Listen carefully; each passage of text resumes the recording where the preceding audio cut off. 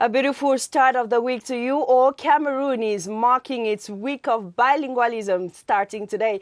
Bienvenue au journal de 12 heures sur la CRTV. Bon après-midi, Mohamed Nana. Good day, Emanuela. In the headlines, parlez-vous anglais et français? Le bilinguisme, une culture en partage qui se consolide au Cameroun. Toute une semaine est dédiée à la promotion de cette originalité héritée de l'histoire coloniale bangantée dans la région de l'Ouest. À l'épicentre des festivités, nous irons à l'école de la pratique du bilinguisme. Mairie, sous les feux de la Rampe, la localité de l'extrême nord abrite ce lundi le lancement des festivités liées à la fête de la jeunesse. L'édition de cette année a pour fil d'Ariane, jeunesse, résilience, défis et opportunités en temps de Covid-19. Premiers échos dans le 12 heures. Championnat d'Afrique des Nations, le dernier carré est connu. La Guinée affronte le Mali. Le Cameroun devra dompter le Maroc mercredi prochain. Les Lions étoffent leur crinière à la satisfaction du public. Merci, madame, monsieur, d'avoir choisi la CRTV pour vous informer.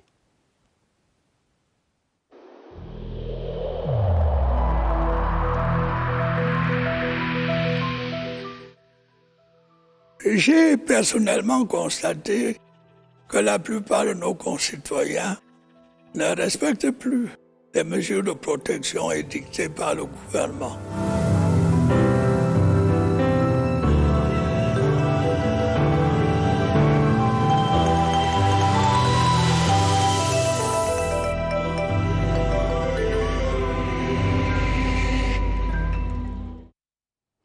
Mettons le cap sur Mairie dans la région de l'extrême nord. La localité abrite ce lundi les festivités liées au lancement de la 55e édition de la fête de la jeunesse. Maître de cérémonie, Monona Futsu, ministre de la Jeunesse et de l'Éducation civique, sur le thème jeunesse, résilience, défis et opportunités en temps de COVID-19. And in line with the 55th Youth Day on the theme, Youth's Resilience Challenges and Opportunities in Times of COVID-19, over 150 exhibition stands are taking shape at the Youth Village situated at the National Museum in Yaoundé. The stands for the youths by the youths will showcase the capabilities of young people in diverse fields ahead of its official launch on February 5. Our reporter Ewane Pole now joins us live from the Youth Village. Hello Ewane, what are you seeing and hearing out there? In Yaoundé, where the 7th edition of the Youth Village is being organized in prelude to the celebration of the 55th edition of the National Youth Day in Cameroon, come the 11th of February 2021. And here with me is the General Rapporteur of the Youth Village. There is Tazo Emmanuel Chinje. Good morning, sir. Good morning, CRTV. Yeah, we would like to know what will be exhibited here and what are the youth expected to come and discover and learn. I will start with what is new. What is new is that participation will be 30% and visual will be 70%. It means anywhere any young person find himself in Cameroon can follow up what is happening in this youth village. In terms of what we are presenting, let me start with our young baby, the Youth Connect. With the Youth Connect, we are going to have the hangout and the bootcamp. That is a situation where young people, through internet, present their opportunities, and they are selected. When they are selected, they are trained in entrepreneurship and sponsored. We are going to have our usual citizenship youth neighborhood, where young people, school and non-school would gather to animate themselves. It's not only animation, but citizenship education. You know, with the pandemic in the world today, we have a lot to do in terms of sensitization. And we look the citizenship neighborhood as an opportunity where you gather these young people to exchange between themselves and their elders and see where we are going to. You know, we need health to build Cameroon.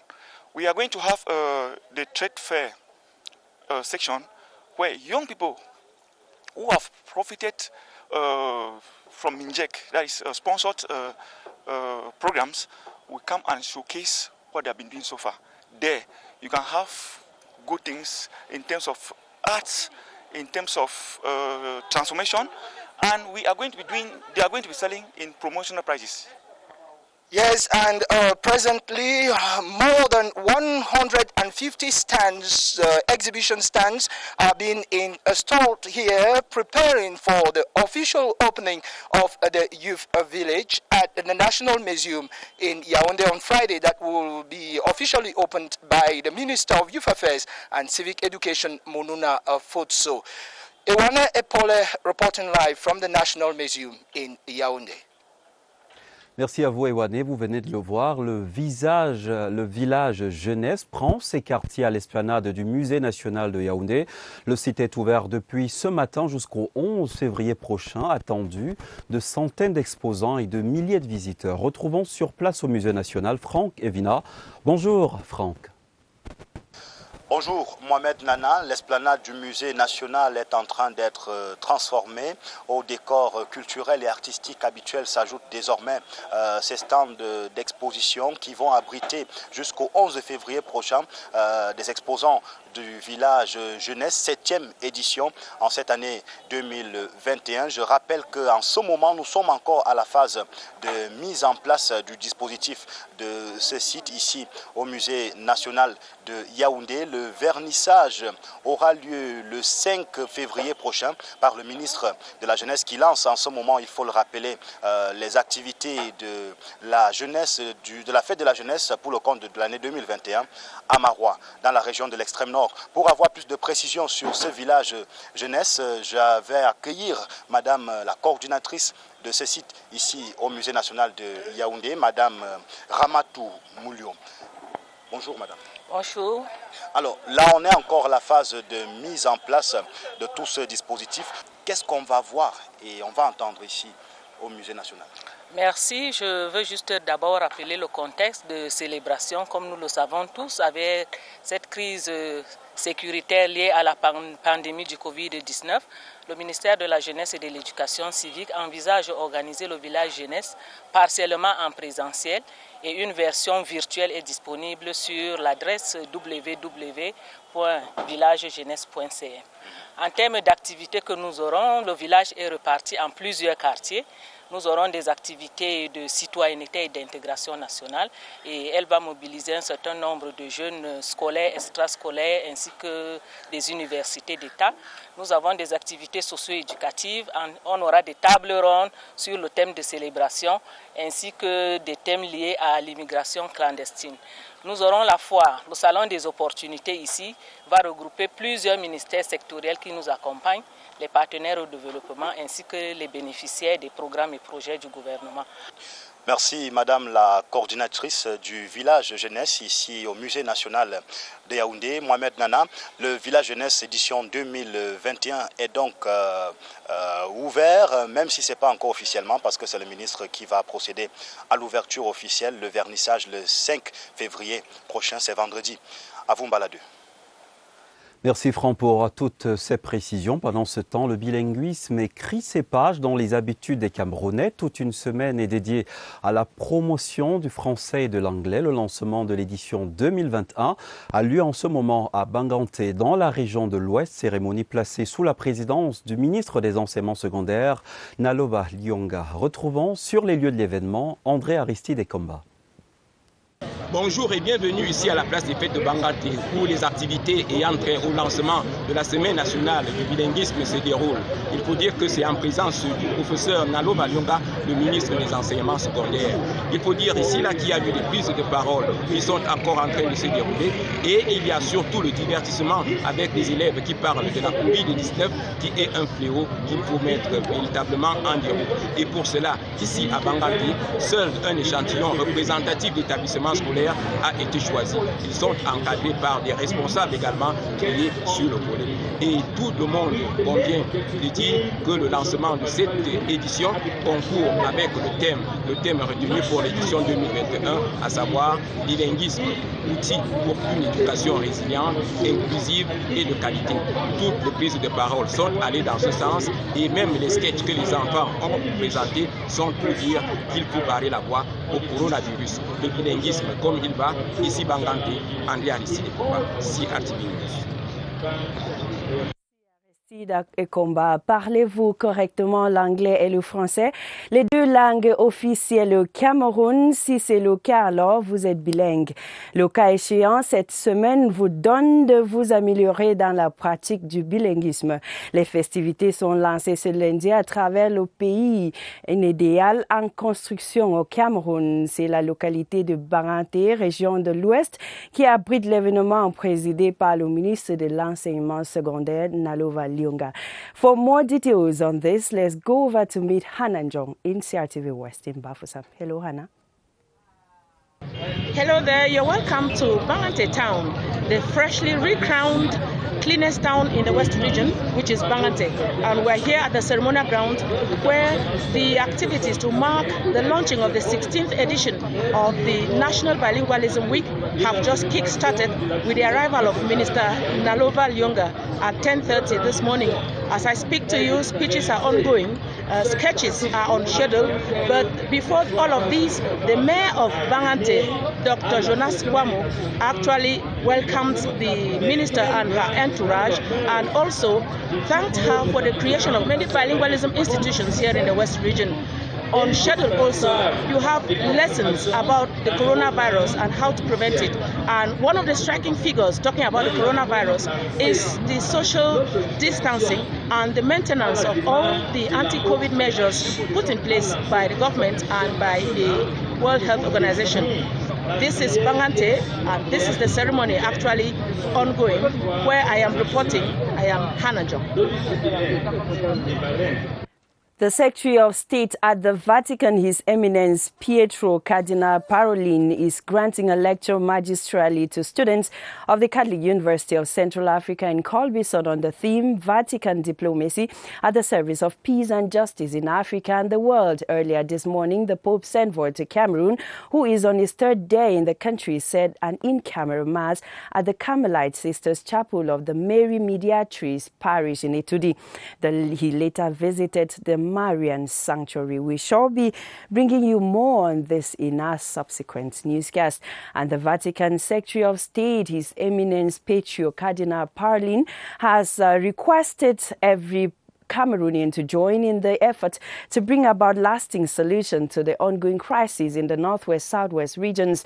The Holy Father's envoy to Cameroon prescribed dialogue as the only way out of the 4-year stalemate as he spoke to Christians in Bamenda Sunday. Eric Langmeawufo comes back to that story. Pietro Cardinal Parolin told the Christian faithful that Pope Francis is well aware of the difficulties the people of the northwest and southwest regions are experiencing at the moment and sees the only way out of the current unrest is dialogue.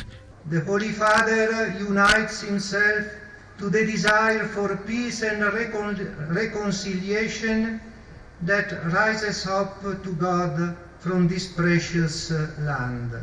I think the Holy Father is very concerned. And the fact that he has sent that his closest collaborator, because that's the second person in command after the Holy Father. It's as if the Holy Father came here pleading to us that we should do everything in order that these problems should be solved. He has appealed to Cameroonians to join in the effort to stop the violence and carnage going on in the two English-speaking regions. The Vatican Secretary of State, Pietro Cardinal Parolin, has also challenged Christians to be transformed by the Holy Spirit and to remain vigilant in order to discern evil. Du sourire, du réconfort et puis des dons généreux pour les lépreux. Le Cercle des Amis du Cameroun était à leur chevet à l'hôpital Jameau. Hier dimanche, à la faveur de la journée qui leur est dédiée, Jacqueline Kung Abessike, chef de la délégation du CERAC, leur a transmis le message de solidarité de la première dame Chantal Biya. Joseph Clément Ongba. À l'hôpital Jameau de Yaoundé, les dons du Cercle des Amis du Cameroun apportent du baume au cœur des malades de la lèpre en leur 68e journée mondiale. Sous le visage sensible des âmes bienfaitrices, conduites par Jacqueline Kung Abessike, les dames du CERAC font œuvre de bons samaritains, fidèles aux côtés des lépreux depuis 25 ans. Notre présence à l'hôpital Jameau démontre à suffisance la détermination du CERAC et de sa présidente fondatrice, Madame Chantal Biya, à s'inscrire dans la continuité d'une action sans faille de solidarité et de partage avec les victimes de la lèpre. Le soutien de Mme Chantal Biya-Aidant, le nombre de malades s'est réduit comme une peau de chagrin. L'ANALCAM s'incline devant sa générosité. Les récipiendaires savourent leur joie. J'ai été victime de la lèpre étant petite, ayant 14 ans. À Mme Chantal Biya, je la remercie. Nous sommes contentes d'elle. Diagnostiquée tôt, la lèpre se soigne gratuitement en 6 ou 12 mois, rappelle le secrétaire général du ministère de la Santé, Louis Richard Ndiok. Le thème choisi est une invite à la fin de la stigmatisation. Ce don que CERAC donne vient combler ces gaps, ces besoins qu'ils en ont parce qu'ils n'ont pas toujours la possibilité de le procurer eux-mêmes. En cette journée dominicale, le clergé bénit l'action du CERAC, dont les dames honorent un rendez-vous qui prouve leur proximité avec les malades de la lèpre. Si vous êtes amoureux des douceurs, je vous convie à un rendez-vous gourmand. Ce midi, une dizaine de femmes viennent prendre part à une formation en montage et en réalisation des produits de pâtisserie. De quoi régaler vos papilles. Voici une mise en bouche avec Léa Moukeka. Ces œuvres d'art gourmandes ont été réalisées avec les soins de 10 jeunes femmes, résultat d'une formation au quartier Jouvence ici à Yaoundé, avec pour cordon maître Frank Patrick, venu spécialement du Nigeria pour leur donner des recettes sur le montage et la réalisation des gâteaux. Passés au four et au moulin pendant 3 semaines, c'est avec joie que les lauréates reçoivent leurs attestations. Normalement, nous devons finir vers la fête de Saint-Valentin, donc on avait choisi le rouge et le blanc pour mieux fêter. Dans le souci de s'améliorer et de s'internationaliser, Madame Akbor a fait venir Monsieur Frank du Nigeria, du Snowflakes Artist, pour nous apprendre mieux les outils, comment faire des gâteaux artistiques plus originaux et magnifiques comme vous les voyez là. Un rêve qui se réalisera sans doute avec la magie du travail dans une société où l'art culinaire est de plus en plus en compétition. On to education news now. School items such as textbooks worth 2 million CFA francs have been offered to pupils and students from Banswa origin residing in Yaoundé. The gesture from the elite is meant to recognize the brilliant performance of such children and push others to study hard. Victor Siga witnessed the ceremony for the Midday News. The donation, worth some 2 million CFA francs from the Banswa elite to their children in Yaoundé, is comprised of writing materials and textbooks. These sons and daughters of Banswa are being encouraged for their performances during the official examinations. I'm feeling well because I needed really those gifts. I work hard to have my first school living. With that money, I will buy my readers. In the course of the event, the new bureau of the association was presented and last year's balance sheet of activities plus the roadmap of this year presented. AMSI is an association of intellectual of Banswa in Yaoundé. We have to create a university in Como for the next year. We wanted to promote the creation of that institute. Created in 1992, the Banswa Association has as mission the promotion of excellence, Banswa culture and the empowerment of members through income-generating activities. Let's talk sports in this newscast. The semi-final matches of the CHAN 2020 will be played on Wednesday in Douala and Limbe. The Eagles of Mali and the Selai National of Guinea will clash at the Japoma Stadium for the first game. Meanwhile, the Atlas Lions of Morocco and the Intermediate Lions of Cameroon will later that same Wednesday lock horns at the Limbe Omnisport Stadium. Cyril Noazeke presents the pairings. The battle line for the semi-finals of the ongoing CHAN 2020 has been drawn. On the starting block, 4 teams who fought hard to get to this level of the competition.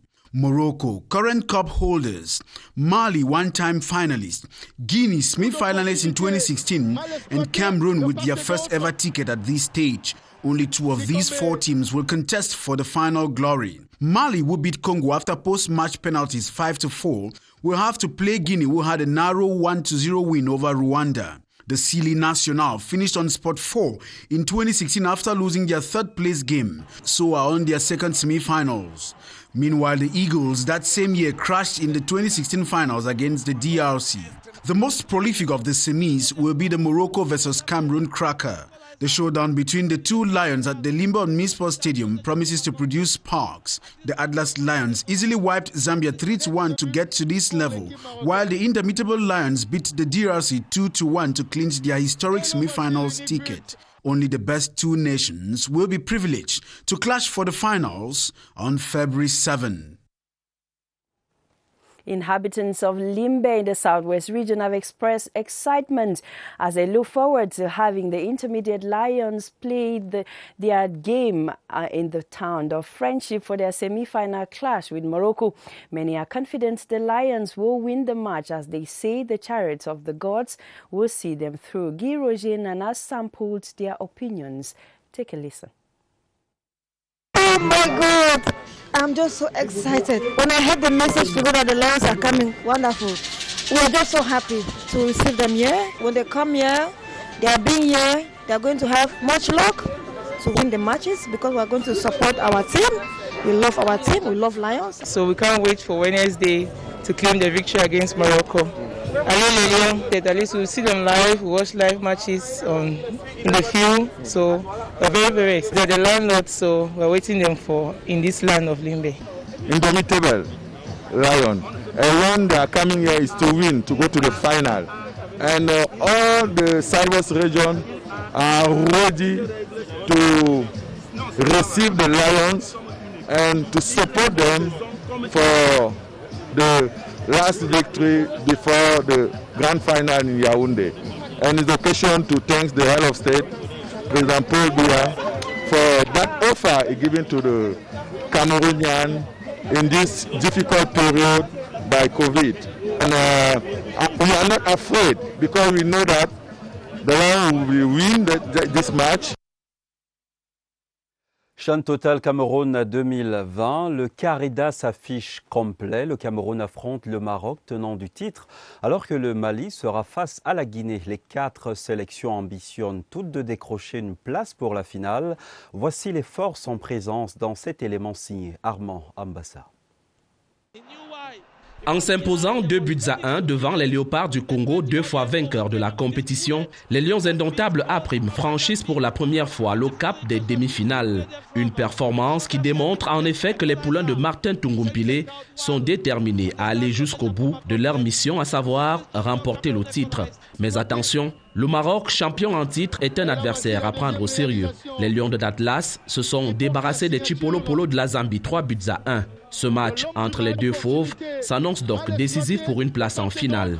L'autre affiche des demi-finales est 100% ouest-africaine. Après la finale perdue en 2016 face à la République démocratique du Congo, revoici les Aigles du Mali pour la 2e fois à cette étape du championnat d'Afrique des Nations. Vainqueur des Diables Rouges à l'épreuve des tirs au but en quart de finale 5-4, le Mali affronte le Sili national du Guinée qui a défait le Rwanda hier sur le score d'1-0. Les poulains de l'AP Bangoura rêvent donc d'une première finale historique le 7 février prochain. Ce mercredi, les 2 finalistes seront donc connus au terme des confrontations Cameroun-Maroc à Limbe et Mali-Guinée à Japoma. Les Lions indomptables du Cameroun se sont montrés plus convaincants face à la République démocratique du Congo. Depuis lors, les Camerounais ont un rêve. Et si les poulains de Martin Tungumpile étaient sacrés grands vainqueurs de ce CHAN, bien avant, il va falloir franchir l'obstacle Maroc à Limbe où se jouera cette demi-finale. Les attentes sont nombreuses. Joël Igor Abanda a capté les avis des fans des Lions. On souhaite bonne chance à nos équipes, les Lions, et on va supporter notre équipe, nous tous, pour qu'ils gagnent le match à Limbe. L'arrivée des Lions ici à Limbe, c'est une aubaine pour Limbe pour la première fois. Donc ils sont vraiment attendus à bras ouverts. Les Lions seront aux petits soins. On les attend dans la ferveur pour qu'ils fermentent l'unité nationale parce que l'arrivée des Lions au sud-ouest est plus qu'un symbole. Et nous savons qu'ils vont gagner. parce que c'est la trajectoire du Grand Cameroun, le Cameroun qui gagne, le Cameroun du président de la République, qui vient d'organiser avec maestria et donner une leçon au monde entier, une chante totalement réussie. Our feature page on this edition of the Midday News is a discovery. We're taking you to the shores of the Atlantic Ocean in Kribi, where a whale of about 20 meters long, weighing close to 5 tons, has been discovered by fishermen in Bebangwe village, 15 kilometers from Kribi. The administrative authorities have told residents not to consume the dead fish, which is almost in an advanced state of decomposition. Polycarp Atier. The liveless sperm whale of about 20 meters long and 5 meters height was discovered this morning along the shores of the Atlantic Ocean in Bibambwe, a village located about 14 kilometers away from the resort city of Kribi, by the fishermen who were returning from the high seas to carry out their fishing activities. The rotten fish gives off a strong odor. It does no longer have its tail. It was surely killed and directed to our coast. Different mystical interpretations have been attributed to the appearance of this sperm whale by the Bibambwe inhabitants, as it is their first time to witness it. Although the flesh of this giant mammal that weighs about 5 tons is already in a decomposed state, some families have butchered a greater portion of it for consumption after being cautioned by the local authorities not to eat it. According to researchers, an adult sperm whale weighs from 35,000 to 57,000 kilograms, and its lifespan ranges from 60 to 70 years. So, the cause of the death of the one laying along the shores of the Atlantic Ocean in Kribi 1 in the Ocean Division is still yet to be known. C'est sur ces images que cette session d'information bilingue se referme. Au nom des équipes techniques et rédactionnelles, merci de nous avoir suivis. Good day, Emmanuela. See you tomorrow, Mohamed. Mohamed and I will be back again to serve you tomorrow. Have a nice day. C'est un rendez-vous.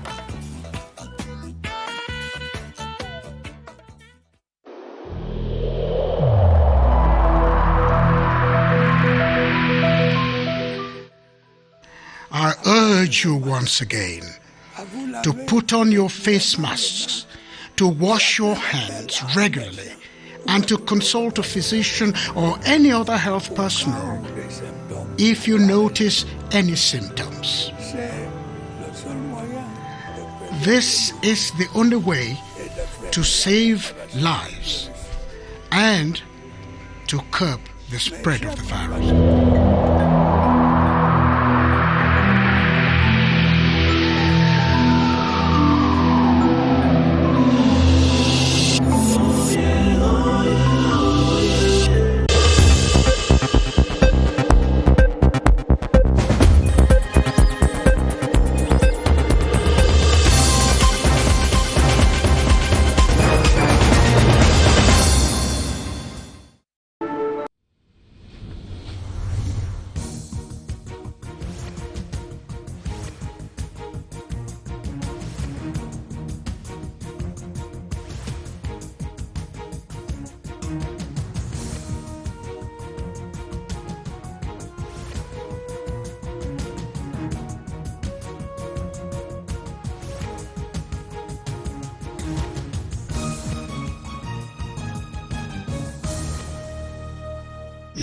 CRTV News, ici, toute l'info.